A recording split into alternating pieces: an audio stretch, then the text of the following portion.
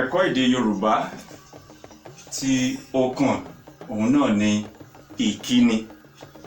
Greetings. Ìkíni. Ẹ kú. Greetings for. Ẹ kú. Greetings for.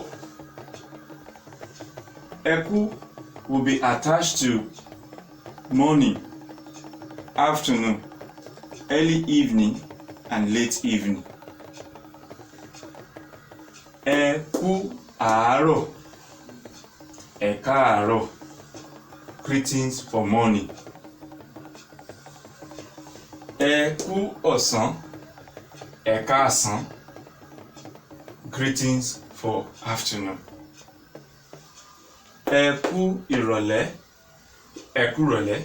Greetings for early evening. Ẹ kú alẹ́. Ẹ káalẹ́.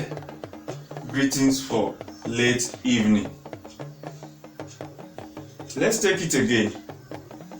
These are greetings in Yoruba.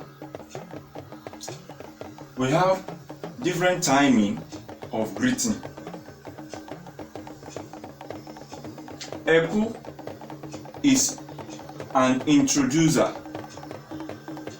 It introduces the greeting either in the morning, in the afternoon, in the early evening, or in the late evening.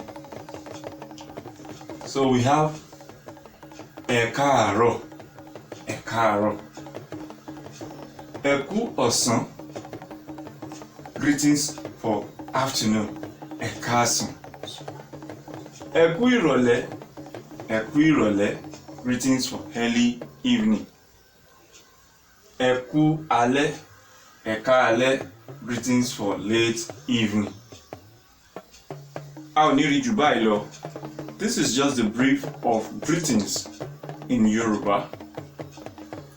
Thank you. Ẹ ṣé.